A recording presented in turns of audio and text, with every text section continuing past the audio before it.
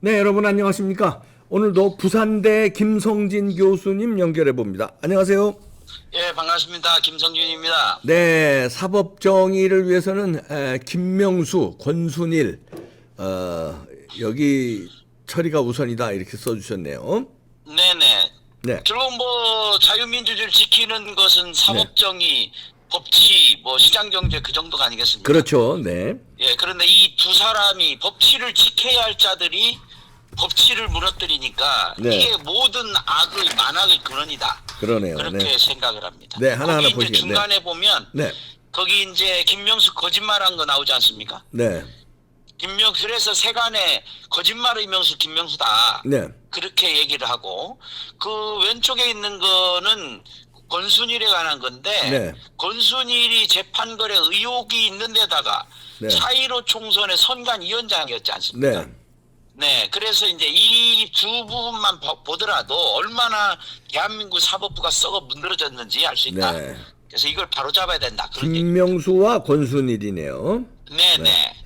네, 다음 그 다음 보시겠습니다. 장을 보실까요? 네, 그 이재명이 얼마 전에 기소됐지 않습니까? 네, 그러면은 왜 이재명이 문제가 되냐? 그래서 권순일의 재판거래 의혹 사건이 이제 소환이 된 거죠. 네, 그래서 거기 중간에 보면 유죄, 무죄 기피돼 있는데 네, 그게 원래는 이제 유죄하고 무죄 이게 다섯 사람이었잖아요. 네, 그런데 거기에서 권순일이가 황당한 주장을 해가지고 무죄로 바꾸면서 거기에다가 김명수가 대법원장이니까.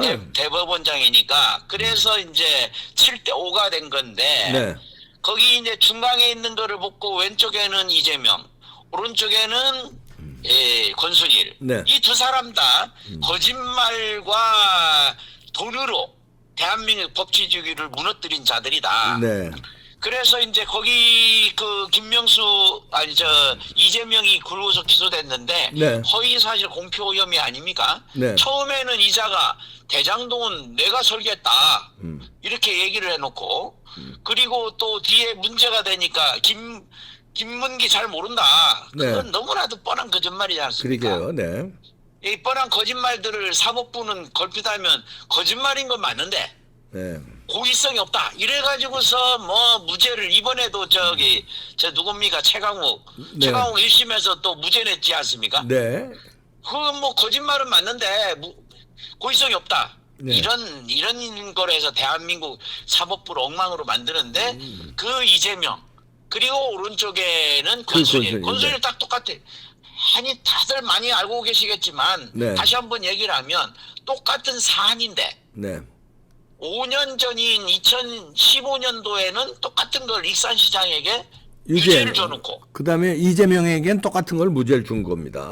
그렇죠 그렇죠. 네, 이게 다음 페이지 보시겠습니다. 네, 잠깐만요. 그래서 거기에서 보면 무죄를 줄 때 대법관이 이제 이게 역할을 한 사람이 권순일 네, 그리고 그 주심이 노정이었다는 거죠. 네, 네, 그런데 권순일은 4.15 당시에 중앙선관위원장이었고 네, 그 다음에 3구 대선에서 소쿠리 투표했던 중앙선관위원장이 노정인데 그 네. 사람이 무죄를 줄 당시에 주심이었다. 네. 이게 심각하다는 거죠. 네. 다음 보시겠습니다. 예, 다음 걸 보시죠. 네, 거기 이제 여기 재판거래 의혹 때문에 권순일 고발이 됐는데 2021년 9월 24일입니다. 벌써 네. 1년 지났지 않습니까? 네, 1년 지났는데 도대체 뭐 하고 있느냐?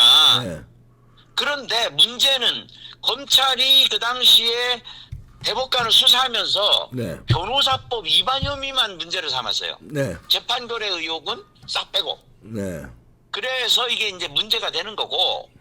그 다음 장을 보시죠. 네, 거기에 이제 김명수 직권 남용의 본격 수사가 된 게 이제 한 달 전입니다. 네. 그래서 임성근 전 판사를 참고인을 소환했고 네, 그 다음에 김명수의 입장을 대변했던 그 당시에 법원 행정처 차장이었죠. 네, 이 김인겸을 소환하려고 했는데 소환에 불응하고 있다. 네, 그래서 이제 이게 이제 이재명 수사가 결국은 사법부로 불똥이 튀면서 관련된 김명수, 권순일, 박은정이 그때 저 수원 지법으로 이렇게 배치가 됐지 않습니까? 네. 이 자들이 전부 다 법치를 파괴하고 하는 자들이다. 이런 점에서 이거를 심각하게 보지 않을 수 없다. 그런 네. 얘기입니다. 다음 보시겠습니다. 네. 예, 조금 더 이렇게 구체적으로 보면 네. 많은 사람 알고 계시겠지만 50억 퇴직금에다가 뭐 100억, 1000억 배당한 네. 이 화천대유 요 사건에 이들이 또 얽혀 있다는 거죠. 네. 그래서 김만배하고 여기서 이제 권순일이 2억을 받고 대법관이었는데 김명수 체제 하에서 그 당시에 최고 오래된 원로 대법관이었지 않습니까? 네. 근데 이 양반이 모든 걸 다 틀어버렸다. 네. 그래서 이 부분에 밑에 이재명 구하기 재판 거래가 있었는데 네. 이 부분은 다음에 다시 또 얘기를 하겠지만 네. 권순일 재판 거래 의혹이 덮이고 있는 거 아니냐. 요게 그 밑에 보면은 중간에 압수수색 영장이 잇따라 기각되고 있습니다. 네. 요게 올해 초의 일이에요. 네. 2022년 1월 선거 전에 이제 다 이런 식으로 뭉개버린 거죠. 네.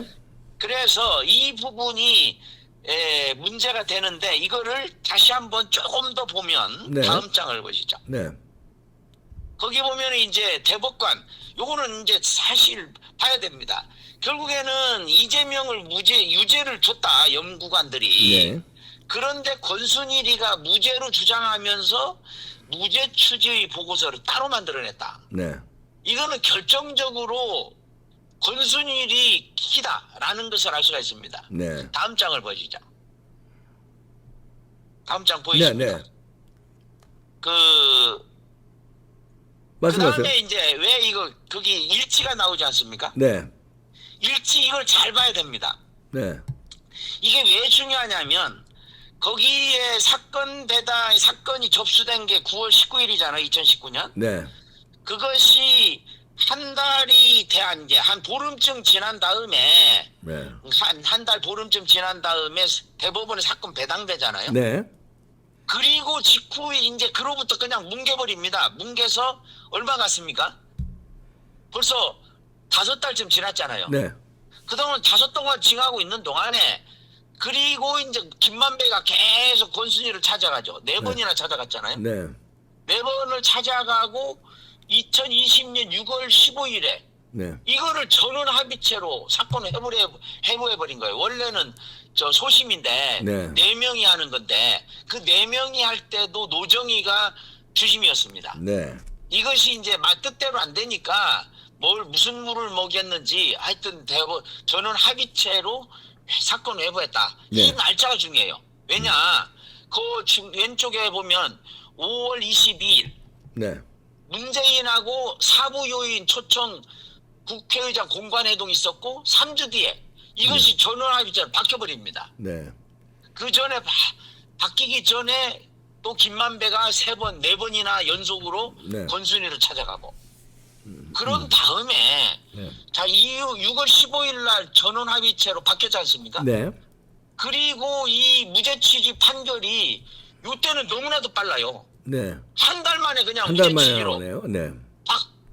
그러니까 이거는 이 문재인과 그리고 이 김명수 사법부 완전히 합의하지 않으면 이런 일이 있을 수 없다는 거죠. 네.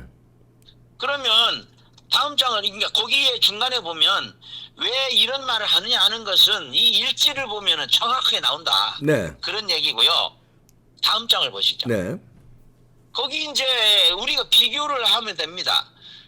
선거법은 공직선거법에 모든 선거 소송은 모든 사건에 우선해서 6개월 이내에 선고까지 종결해야 된다. 네. 그런데 지금 얼마나 지났습니까? 2년 6개월이 지났지 않습니까? 네.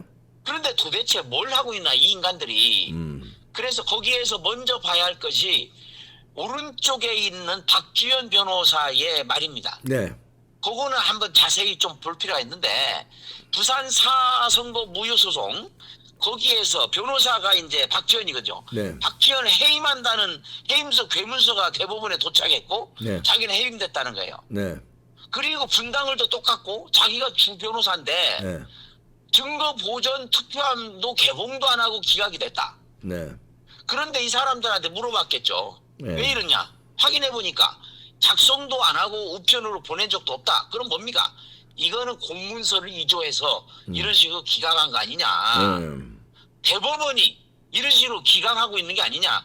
공문서를 조작하는데 연루돼 있는 게 아니냐? 네. 이거 명백한 범죄 아니겠습니까? 네. 그러니까 여기서 한 번 더 볼 필요가 있습니다.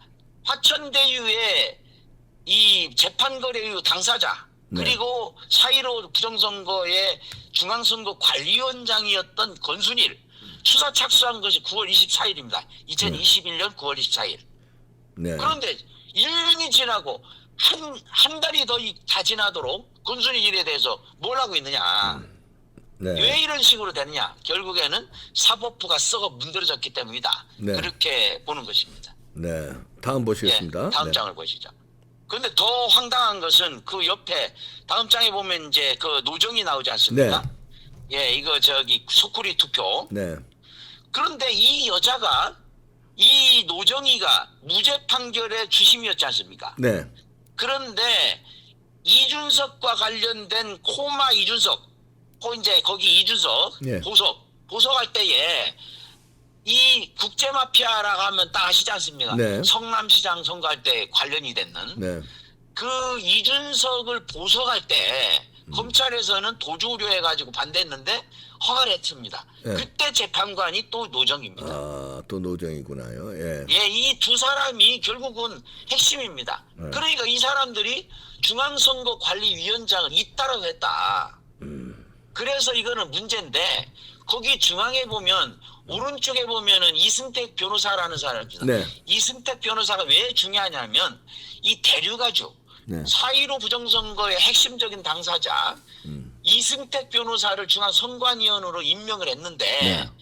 이거를 원래 이제 그 상임위원이 거의 다 하지 않습니까? 네. 그런데 문재인이 원래 이 이승택을 중앙선거관리위원회의 상임위원으로 내정을 했었어요. 네.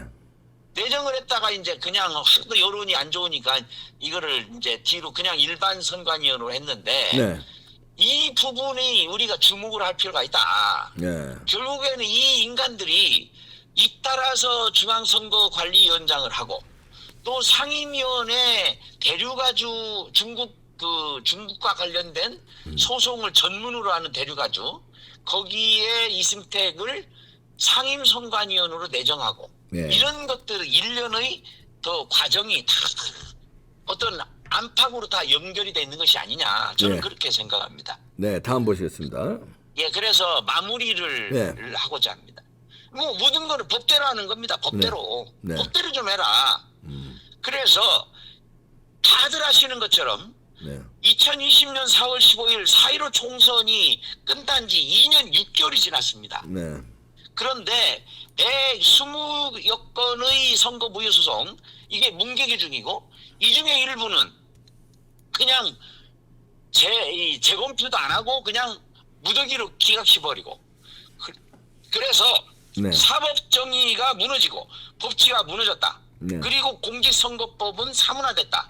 네. 그런데 법치의 수호자가 돼야 할 대법관들이 현행법을 어긴 거 아닙니까? 공직선거법을. 네네. 그러니까 현행범들이 대법관으로 대한민국의 사법부를 장악하고 있다. 네. 이래서 문제인데 이 법치 파괴의 주범이 결국 누구겠습니까? 김명수, 권순일, 네. 여기다 노정희까지. 네. 이 사람들을 구속 수사해야 된다. 네. 그래서 김권은 어떻게 보면 김은 금이지 않습니까? 네. 금권이죠, 금권. 예. 이 김명수 권순일의 사법 처리가 법치 회복과 헌정 질서를 회복하는 시금석이다. 네. 그래서 다시 한번 강력하게 얘기합니다. 법대로 하고 법대로 해야 됩니다. 법대로. 네네. 법대로 수사하고 네. 법대로 선고하고 법대로 집행하라. 이게 제 늘 하는 주장입니다. 네. 감사합니다. 김성진 교수였습니다. 네. 아, 법대로. 근데 법을 지켜야 할 대법원장, 대법관이 법치 파괴의 주범이고 부정선거의 문개기의 주범입니다. 이분들 처리를 해주셔야 될 텐데요. 윤석열 대통령님 한동훈 법무장관님 수사 부탁드립니다. 마치겠습니다.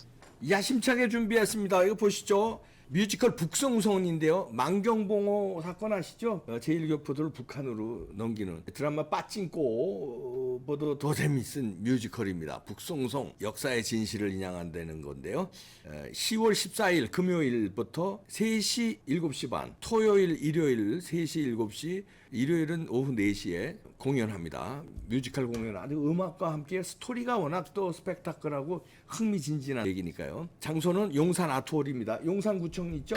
이태원 입구인가요? 용산 구청에 용산 아트홀 대극장에서 하니까 여러분들 저는 매회 여기 갑니다. 로비에서 저하고도 만나서 사진도 찍고 반갑게 인사하시죠. 10월 14일, 15일, 16일 3일 동안에 걸쳐서 하는 뮤지컬 북송선에 여러분 저와 함께 만나시죠. 흥미진진합니다.